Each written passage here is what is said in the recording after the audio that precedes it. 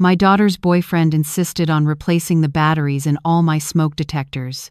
He said it was for my safety, especially living alone at my age. The next morning, when I was watering my orchids, I noticed a tiny red light blinking inside the bedroom detector. That's when I realized it wasn't a smoke detector anymore. It was a camera. But let me back up, because this story actually started 6 months earlier, and I should have seen the warning signs from day one. My name is Margaret, and I'm 63 years old. I spent 35 years as a forensic accountant before I retired, which means I've made a career out of spotting things that don't add up. Numbers don't lie, and neither do patterns. That's probably why I never remarried after my husband Paul died 4 years ago. Most of the men who showed interest seemed more curious about my investment portfolio than my personality. My daughter Sarah is 34, works in pharmaceutical sales, and has always been the romantic type. She believes in soulmates and love at first sight, all the things I gave up believing in somewhere around my third corporate fraud investigation. When she introduced me to Derek Mitchell last spring, I wanted to be happy for her. I really did. Derek was 38, charming, well-dressed, and claimed to be a wealth management consultant. He had perfect teeth, perfect hair, and perfectly rehearsed answers to every question I asked. That's what bothered me. In my experience, real people stumble over their words sometimes. They forget details, they contradict themselves. Derek never did. The first time I met him was at Sarah's apartment for Sunday brunch. He brought expensive wine and knew exactly how to compliment my scarf without sounding rehearsed. Almost. "That's a beautiful Hermes," he said. "My mother had one, just like it." I smiled. "Actually, it's from Target, $15. He didn't miss a beat. "Well, you wear it like it's Hermes." Sarah beamed at him. I made a mental note. Over the next few months, Derek became a permanent fixture in Sarah's life. She was happier than I'd seen her in years, and I started wondering if maybe I was just being paranoid. Maybe all those years of investigating fraud had made me suspicious of everyone. Then Derek started offering to help me with things. First, it was my computer. "These security settings are outdated, Margaret. Let me update them for you." Then my phone. "You should really have this tracking app, just in case you ever lose it." Then my car. "When's the last time you had this serviced?" "I know a great mechanic." Each time, Sarah would jump in. "Mom, let him help. He's just being nice." And maybe he was. But every time Derek touched something of mine, I felt like he was taking inventory. The smoke detector incident happened on a Tuesday evening. Sarah had texted me that morning saying Derek wanted to check my smoke detectors because there had been false alarms in his building. Could he swing by after work? I said yes, because what kind of person says no to fire safety? Derek arrived at 6:30 with a bag from Home Depot and that practiced smile. "This won't take long. Margaret, just want to make sure you're safe." He went through every room, replacing batteries, testing each detector. I offered him coffee, which he accepted. We made small talk about Sarah's upcoming work trip to Boston. He seemed particularly interested in when she'd be leaving and how long she'd be gone. "She mentioned you might go with her," he said casually. "Mother-daughter trip?" "I haven't decided yet," I lied. Sarah hadn't mentioned any such thing. "Well, if you do go, I'd be happy to check on your house while you're away. Water the plants, bring in the mail." "That's very thoughtful, but I have a neighbor who does that." He smiled. "Of course. Just offering." After he left, I felt uneasy but couldn't pinpoint why. Everything he'd done was helpful and kind, so why did I feel like I'd just been cased? The next morning, I was watering my orchids in the bedroom when I noticed it. A tiny red light, barely visible, blinking every few seconds inside the smoke detector. I stood on my step stool and looked closer. The detector looked different than the others, newer, and when I unscrewed the cover, my heart sank. It was a camera. I'm not proud of what I did next. A normal person would have called the police, called Sarah, confronted Derek immediately. But I spent 3 decades investigating criminals, and I've learned that the best way to catch someone is to let them think they're winning. I screwed the cover back on, climbed down, and went to make coffee while I thought. If Derek had put a camera in my bedroom, he probably had them elsewhere too. I went through my house room by room and found 2 more. One in the living room bookshelf, tucked behind my collection of Agatha Christie novels. One in the kitchen, positioned to see the small desk where I sometimes work. All 3 cameras had a view of places where I kept important documents or had conversations. I didn't touch any of them. Instead, I called my former colleague Rita, who now runs a private security firm. I explained the situation in vague terms, said I needed a favor, no questions asked. She understood immediately. I can have someone sweep your house for devices, but if you want to catch whoever did this, you need to control the narrative. Feed them what you want them to see. That's exactly what I intended to do. That evening, Sarah called.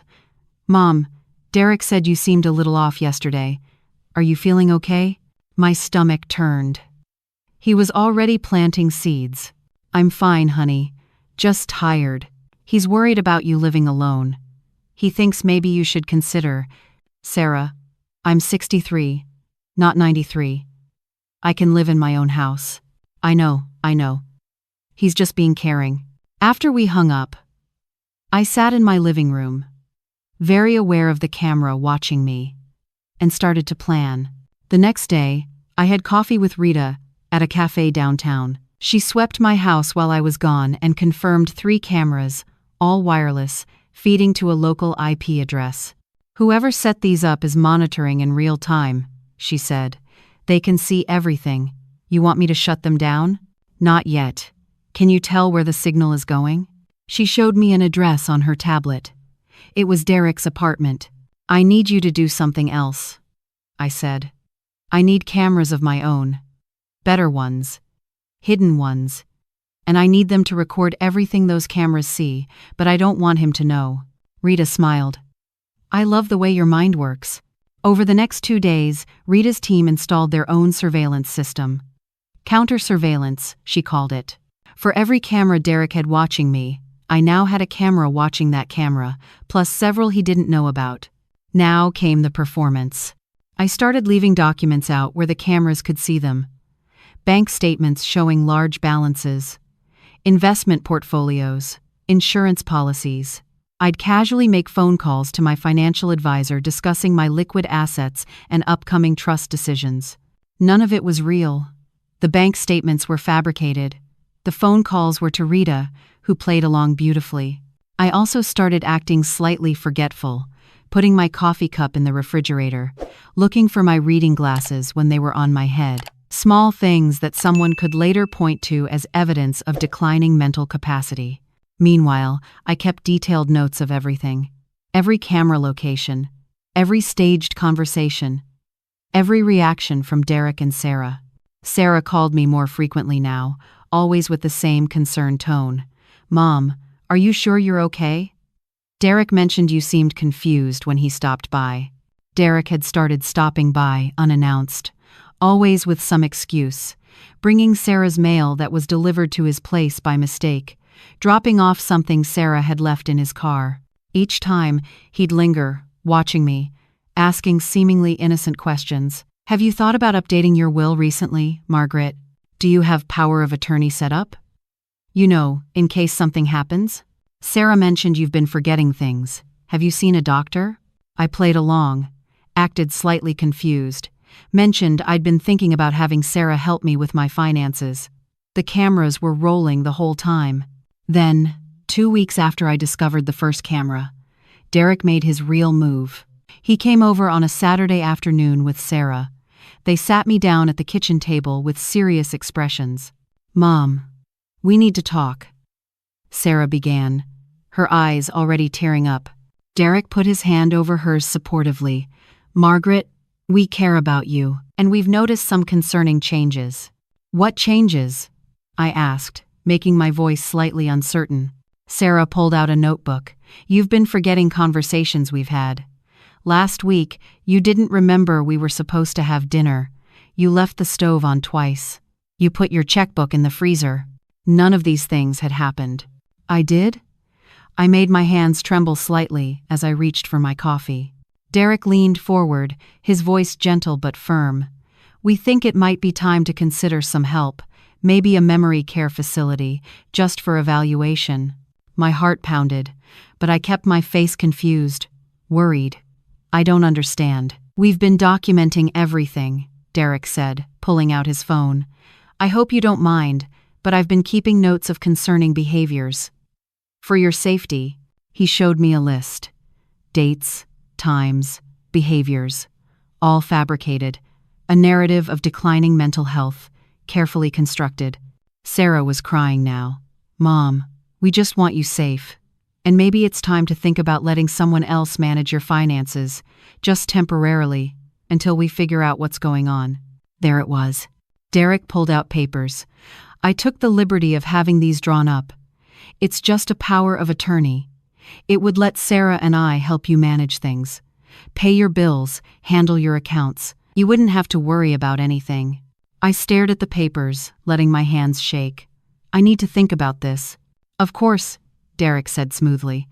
"But these things are better handled sooner than later, before any financial mistakes are made." After they left, I sat in my kitchen, cameras watching, and smiled. I had him. That night, I called Sarah. "Honey, can you come over tomorrow?" "Alone. I need to talk to you about something." There was a pause. "Derek thinks." "Sarah, I need to talk to my daughter." "Alone. Please." She came the next morning, looking worried and defensive. I led her to the garden, the only place I knew had no cameras. "Mom, if this is about yesterday, I know it's hard to accept, but..." "Sarah, stop. I need you to listen to me, and I need you to trust me." I told her everything. The cameras, the fabricated evidence, Derek's careful construction of a narrative that I was losing my mind, my counter-investigation. She stared at me like I was speaking another language. "Mom, that's insane." "Derek wouldn't." "Why would he?" "For money, Sarah. For control of my assets. It's a long con, and it's very well executed." "You sound paranoid." "I sound like someone who spent 35 years investigating fraud." I pulled out my phone and showed her the footage Rita had compiled. Derek installing cameras. Derek, alone in my house, going through my desk drawers. Derek on the phone with someone, laughing about the old lady's portfolio. Sarah's face went white. "But he loves me," she whispered. "He loves your connection to me. To my money." I took her hand. "I know this is hard, but I need you to help me now. Can you do that?" My daughter was a lot of things, but once she saw the truth, she was fierce. She wiped her tears and looked at me with an expression I hadn't seen since she was a little girl and someone had stolen her lunch money. "What do you need me to do?" We spent the next week setting the trap. Sarah pretended everything was normal with Derek, but now she was watching, listening, reporting back to me. We discovered he had a pattern. He'd done this before. 4 other women in 3 different states. Older women. Widows. With assets. He'd gain access through romantic relationships with their daughters, nieces, or caregivers. Create evidence of declining mental capacity. Get power of attorney. Drain accounts. Disappear. 1 woman had lost everything. 2 others had caught on but had no proof. 1 had taken her own life, according to Derek's phone records, which Rita's team had managed to access. We weren't just stopping him from scamming me, we were stopping him, period. The final confrontation happened on a Thursday evening. Derek thought he was coming over to get me to sign the power of attorney papers. Sarah had told him I was ready to accept help. When he arrived, he found not just me and Sarah, but also 2 police detectives, Rita, and a lawyer I'd hired who specialized in financial fraud. The look on his face was worth every anxious moment of the past month. "Margaret, what's going on?" He tried to keep his voice calm, concerned. "Have a seat, Derek." I gestured to the chair I'd set up, directly in view of all 3 of his cameras, which were still recording everything. So were mine. Detective Morrison read him his rights. "This is ridiculous," Derek said, looking at Sarah. "Your mother is clearly having some kind of episode." Sarah's voice was ice. "She's the most clear-headed person I know. And you're a liar." We laid it out for him. All of it. The cameras. The fabricated evidence. The previous victims. The phone records. The whole carefully constructed con. His lawyer arrived 20 minutes later. Derek never did get to explain himself that night. But in the trial 3 months later, he tried. He claimed he loved Sarah, that he was genuinely concerned about me, that the cameras were for security, that the documents were legitimate attempts to help. The jury didn't buy it. Neither did the judge. Derek Mitchell, whose real name turned out to be Derek Hastings, was sentenced to 15 years for fraud, elder abuse, conspiracy, and a few other charges that stacked up nicely. The other victims from previous states were able to use our evidence to press their own charges. Sarah took it hard for a while. She blamed herself for not seeing it, for trusting him, for almost helping him steal from me. "You were in love," I told her over coffee one morning. "Love makes us vulnerable, but it also makes us human. You didn't do anything wrong. I almost let him convince me you were losing your mind. But you didn't. When it mattered, you trusted me. You helped me. That's what I'll remember." We're closer now than we've been in years. She's more cautious in relationships, but not cynical, just wiser, and she's taking some financial literacy courses, learning to spot the red flags I spent decades learning to recognize. As for me, I hired a real security company to upgrade my system. The cameras are gone now, all of them. But I kept one thing: the footage of Derek's face when he realized he'd been caught. I don't watch it often, but sometimes, when I need a reminder that good preparation beats good luck every time, I pull it up. People ask me how I stayed so calm during all of it, how I managed to act confused and uncertain when inside I was building a case. The truth is, I wasn't calm. I was terrified. Terrified of being wrong. Terrified of alienating my daughter. Terrified of what would have happened if I'd confronted Derek before I had proof. But fear can be useful if you channel it right. My father used to say that courage isn't the absence of fear, it's being afraid and doing it anyway. I was afraid. But I was also angry. And I was tired of seeing people like Derek get away with targeting vulnerable people. The forensic accountant in me never really retired, I suppose. Last week, I got a letter from one of Derek's previous victims, a woman named Patricia from Oregon. She thanked me for having the courage to gather evidence and testify. She said watching the trial gave her closure.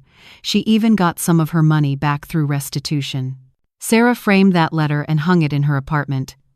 "In case I ever need a reminder," she said, "of why my mom is the toughest person I know. I'm not tough. I'm just someone who understands that the best way to fight darkness is to turn on the lights. And sometimes, the best way to catch a con artist is to con them right back." Where are you watching from today? I hope wherever you are, you're safe, you're skeptical of people who seem too good to be true, and you're trusting your gut when something doesn't add up. Because that little voice that says something's wrong is usually right. Don't forget to like and subscribe if you found this story helpful. And if you or someone you know has dealt with something similar, please share your story in the comments. We're all safer when we share what we know. One more thing before I go. The detective who worked Derek's case told me something I think about often. He said most criminals count on their victims being too embarrassed to report what happened, too afraid of looking foolish, too willing to give people the benefit of the doubt. Don't be too willing. Your safety is worth more than someone else's feelings. Your assets are worth protecting, and if someone is pressuring you to sign something, to give them access to your finances, to let them make decisions for you, ask yourself why. Then ask a lawyer. Then ask someone who has nothing to gain from your answer. Derek counted on me being a typical lonely widow, flattered by his attention, trusting of his relationship with my daughter. He counted on me being too proud to admit I might need help and too scared to ask for it. He miscalculated. I'm not proud of being suspicious. I'm not happy that my career made me see fraud everywhere I look. But I'm grateful that when it mattered, I knew what I was looking at. And I'm grateful that my daughter, despite being hurt and betrayed, chose to believe me. Because in the end, that's what Derek couldn't account for. He could install cameras, he could fabricate evidence, he could create elaborate narratives, but he couldn't break the bond between a mother and daughter who chose to trust each other. That was his biggest mistake, and our biggest victory.